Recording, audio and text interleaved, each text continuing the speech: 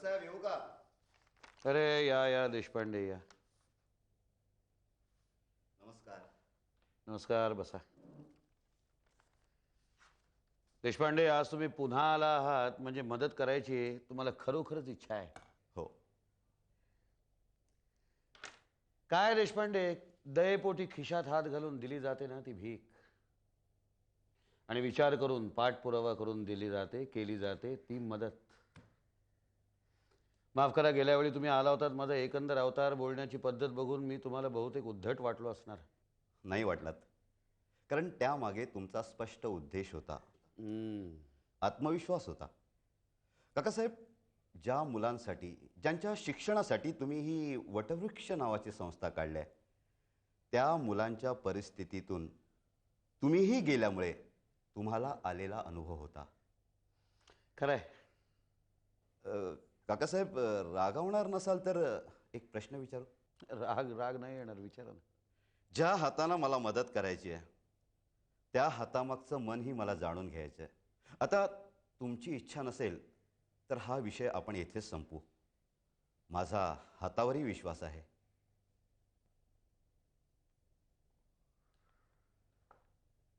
देशपांडे, मी व्यवसायानं वकील आहे, LLM आहे, क्रिमिनल लॉमध्ये प्रॅक्टिस करतो. तर मुळातच मी वकील का झालो ते फार चमत्कारिक आहे.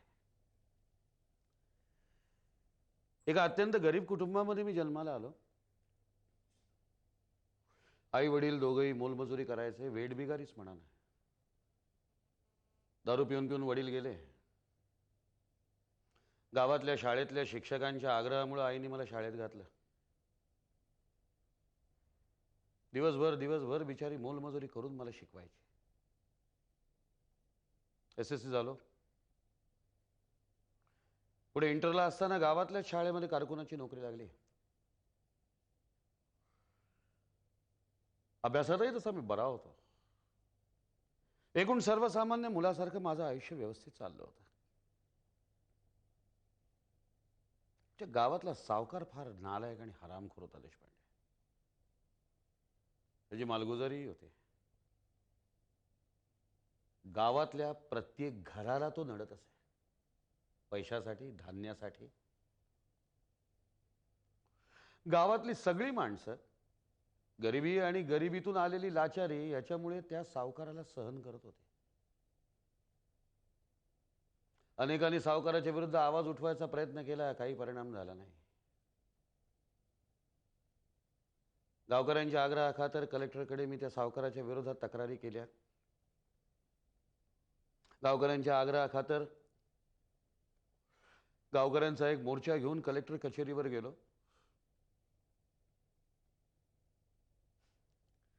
एक दिवस मी आणि माझा भाऊ तालुक्याच्या गावी गेलो होतो. तिथून परत आमच्या गावात आलो, एसटीतून उतरलो आणि सावकाराच्या गुंडांनी आम्हा दोघांवर हल्ला केला. माझा भाऊ आणि मी दोघंही जबरदस्त जखमी झालो, बेशुद्ध पडलो आणि त्यानंतर मला जाग आली. कधी मी घरी गेलो, कधी मी कोयता उचलला, कधी कोयता घेऊन सावकाराच्या घरी गेलो, कधी आणि 3 मुर्दे पडले कधी, हे मला कळलंच नाही. सावकाराच्या एका गुंडाच्या डोक्यात मी कोयत्याचा वार केला आणि तो बोंबलला, तेव्हा मी भानावर आलो. पण तोपर्यंत सावकार, त्याचा धाकटा भाऊ आणि त्याचा मुलगा, तिघही ठार झालेले होते.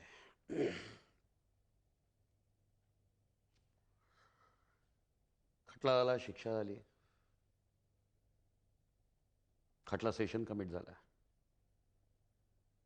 खालच्या कोर्टामध्ये फाशी झाली, फाशी वरच्या कोर्टात कन्फर्म झाली. सुप्रीम कोर्टापर्यंत गेलो, पण काही उपयोग झाला नाही. या सगळ्यामध्ये देशपांडे 7 वर्ष गेले. तोपर्यंत मी माझं BA पुरं केलं होतं तुरुंगामध्ये. सगळा हा खटल्याचा प्रवास चालू असताना मला सारखं असं वाटायचं की अरे, मला जर चांगला वकील मिळाला असता तर या फाशीच्या चक्रातनं मी सुटलो असतो.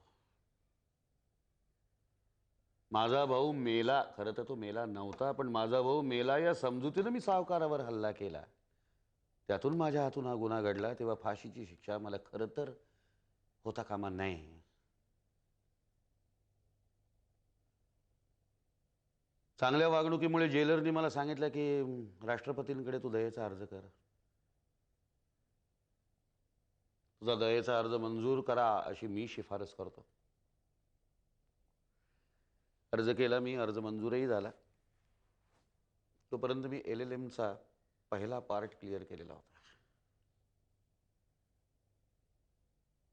तुरुंगातून जेव्हा मी बाहेर आलो त्यावेळेला एक गोष्ट ठरवली देशपांडे, गरिबी, त्या गरिबीतून घडू शकणारा गुन्हा, त्यामुळे होणारी शिक्षा, त्यातून आणखीन गरिबी, आणखीन गुन्हा, त्यामुळे मिळणारी आणखीन शिक्षा, या चक्रामध्ये अडकू शकणाऱ्या मुलांना शक्य झालं तर या सगळ्यापासून सोडवायचं. अर्थात ही दया म्हणून नव्हे. एक मान्य करतो मी राष्ट्रपतींची दया स्वीकारली याचं कारण जाणून बुजून मी गुन्हा, जाणून बुजून मी खून केला नव्हता. मुळात माझी वृत्ती खुनी नव्हती. आब्या, सावकारांच्या गुंडांपैकी एक.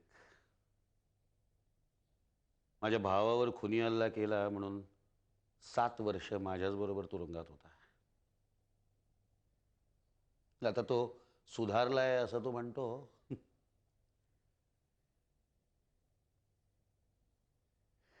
देशपांडे, वटवृक्ष या संस्थेची पाळंमुळं किती, कुठे आणि कशी खोल रुजली आहेत कळलं तुम्हाला?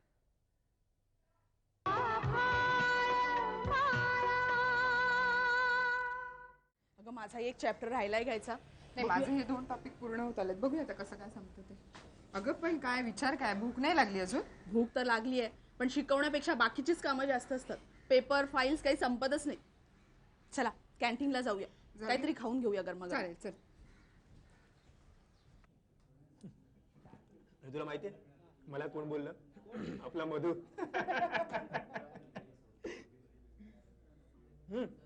चल मी निघतो, उशीर झालाय, पुन्हा भेटू.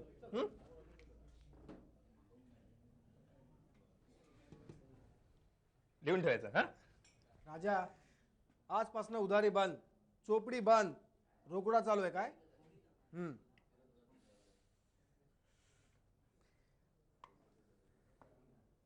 काय रे एकनाथ, तुला आज सकाळपासून कोण भेटलं नाही काय? हा नाही म्हणजे महिन्या 2 महिन्यात तुला पैसे देतो म्हणून काय मात चढला तुला? ए, कुणाला आवाज देतोस तू? हा, कुणाला? तुला. हे बघ, जास्त शहाणपणा करू नकोस. चल निघित ना आता. एकनाथ सांग ना, तुझ्या कॅन्टीन मध्ये राडा करू ना? सांग ना, तुझ्या कॅन्टीन मध्ये राडा करू का? राजा, हात काढ. नाही काढणार. मी सांगतोय हात काढ राजा. नाही काढणार. ए, हात काढ रे. काय करशील? ए, हात काढ बोला एकदा. जास्त शहाणपणा नाही पाहिजे. काय चाललंय हे?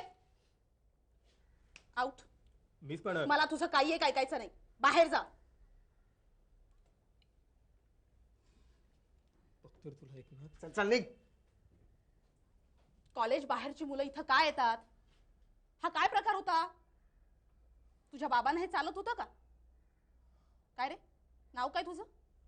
एकनाथ. मॅडम, बाबांच्या वेळेचं कॅन्टीन तसं घरगुतीच होतं, आणि आता तसं कॅन्टीन चालवणं कठीण आहे. कॉलेज बदललं, विद्यार्थी बदलले. इतक्या कमी सबसिडीमध्ये, इतक्या प्रचंड महागाईच्या काळात कॅन्टीन चालवणं कठीण आहे मॅडम. त्यात या विद्यार्थ्यांचे रोखीचे व्यवहार जरा कमीच. वसुलीचा विषय काढला की हे असं होतं. पाहिलं ना? आता हे तू मला शिकव. पण मॅडम, अरे, असले प्रकार घडू नयेत अशी अपेक्षा ठेवली तर त्यात काही चूक आहे का? नाही. बघ, मला सांग, तुझ्या काही तक्रारी आहेत का? हो, म्हणजे मॅडम तसं मी एक सांगणार. मिनिट प्लीज, यांना जोशी मॅडमच्या केबिन मध्ये घेऊन जा. ठीक आहे चल. Thank you madam.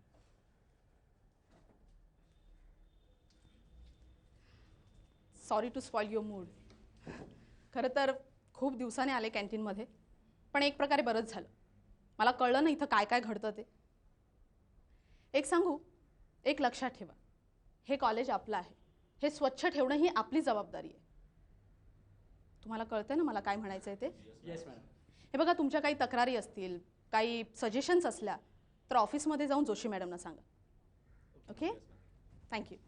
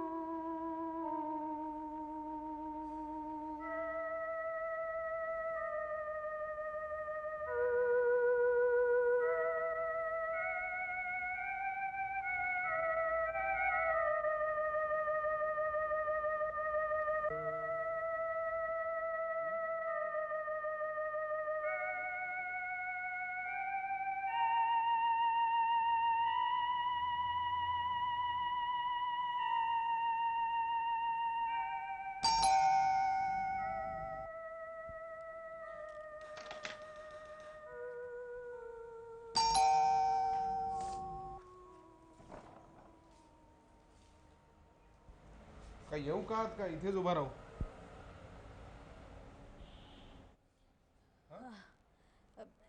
ये ना, ये ये.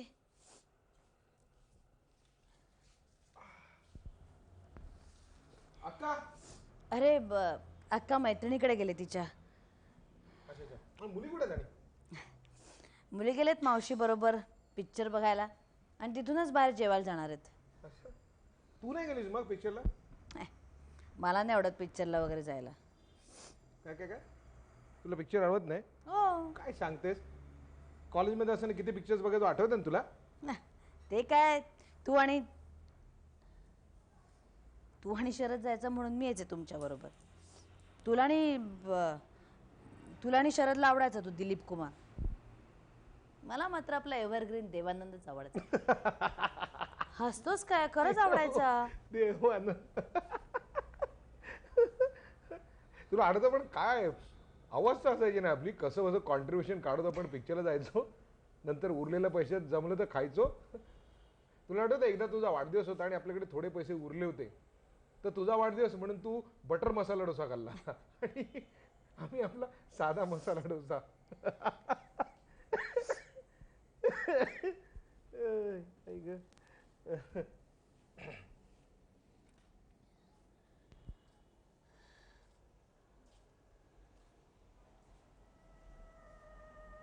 खरंच आहे.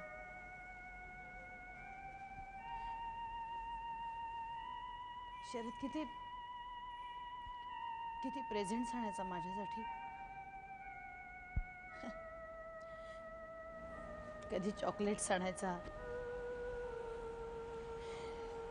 तर कधी भरपूर गुलाबाची फुलं घेऊन यायचा. एकदा तर फुगेवाल्याकडून सगळे फुगेच घेऊन आला होता तो माझ्यासाठी. सगळं घर कसं फुग्यांनी भरून गेलं होतं.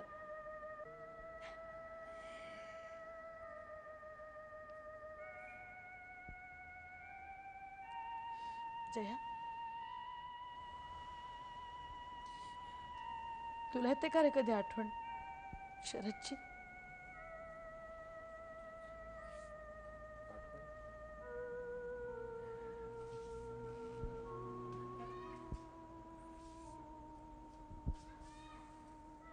आठवण एक ऐका तरी येईल. किती आठवण आहेत त्याची, किती.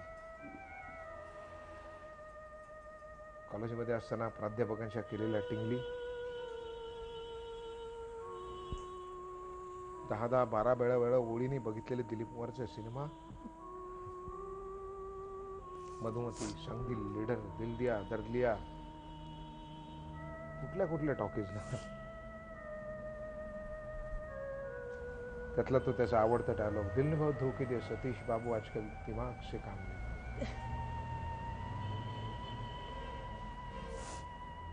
नंतर मला फर्स्ट क्लास मिळाला होता तेव्हा मी रिझल्ट घेतला, युनिव्हर्सिटीच्या समोरच्या हॉटेलमध्ये बसलो, तेव्हा सगळ्या हॉटेलला त्यांनी खायला घातलं होतं का तर मला फर्स्ट क्लास मिळाला म्हणून. कुठून आणले असतील त्यांनी पैसे? पहिलं लेक्चर देऊन मी कॉलेजच्या पाऱ्यांवर उतरलो तर त्या काळातली सगळ्यात महागातली गॅबर्डनच्या पॅन्ट पीसची एक जोडी त्याने हातात ठेवली, बेस्ट ऑफ लक म्हणून.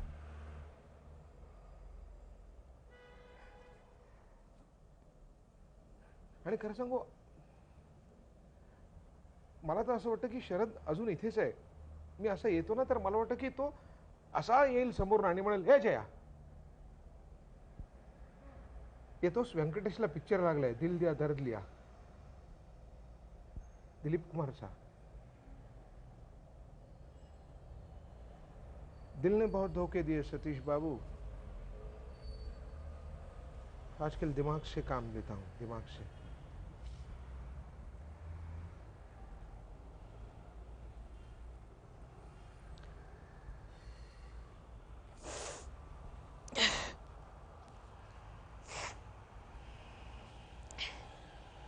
चल, मी तुझ्यासाठी काहीतरी असं स्पेशल खायला करू का रे? नाही, नको. त्यापेक्षा आपण कुठेतरी हॉटेलमध्ये जाऊया एखाद्या. हा, येस, तसंच करूया. तू बटर मसाला डोसा खा, मी 2 मसाला डोसा मागवतो, साधा. एक मी खातो आणि एक समोरच्या रिकाम्या खुर्ची समोर ठेवतो. तसाच.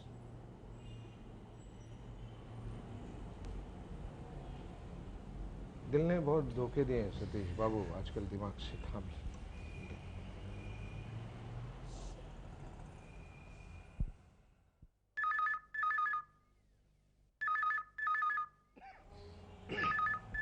फोन.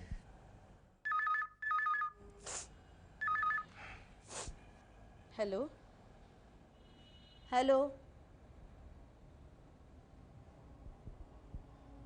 हा शरद,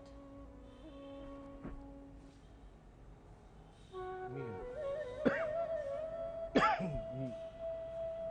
पुढे होतो.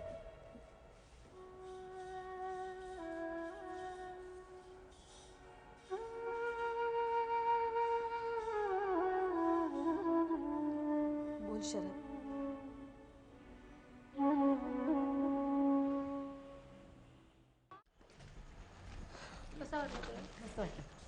मावशी चिंकी काय खुश होती.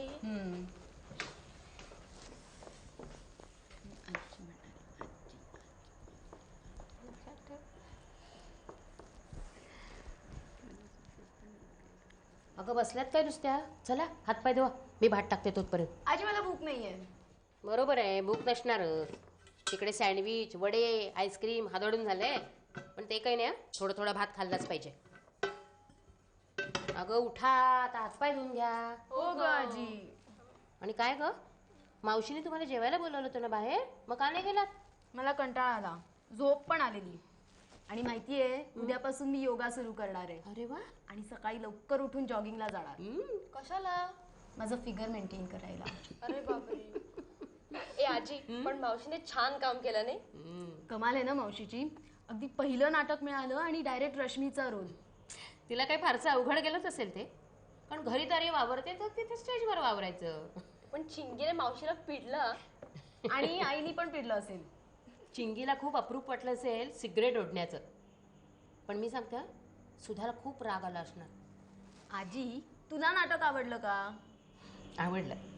अगं जुनं नाटक ते अत्र्यांचं, खूप वर्षापूर्वी पाहिलं होतं मी. त्यात रश्मीचा रोल ना बापूराव माने करायचे. एक पुरुष करायचा रश्मीचा रोल? हो. बरोबर आहे, हा असा रोल करायला कोणी सापडलं नसेल त्यांना. ए उगीच टिंगल करू नकोस हा. पण रश्मीची भूमिका बापूराव माने अप्रतिम करायचे. ते जाऊ दे, तुला मावशीचं काम आवडलं का? तू काही म्हणा, मावशीनी रश्मीचा रोल अगदी छान केलाय. छान केलाय. शी, काय ते ड्रेस, काय ते सिगरेट फुंकणं आणि ह्याच्या त्याच्या गळ्यात पडणं, शिश, मला नाही आवडलं बाई. आजी, मावशी जे काही करत होती ना ते अगदी रोलला साजेसं होतं. तिचे कपडे, ड्रेसेस वगैरे काही अवघड नव्हतं. आणि ती रश्मी होती, मावशी नव्हती. खरं म्हणजे ना आजी, तू तिला अप्रिशिएट केलं पाहिजे, एनकरेज केलं पाहिजेस. मला खूप बरं वाटलं. का ते सांगू? आपण सगळे मिळून खूप दिवसांनी असं एकत्र बाहेर गेलो होतो, नाटकाला गेलो होतो. खूप मजा आली. आणि मुख्य म्हणजे खूप दिवसांनी मला सुधाच्या चेहऱ्यावर हसू मिळालं.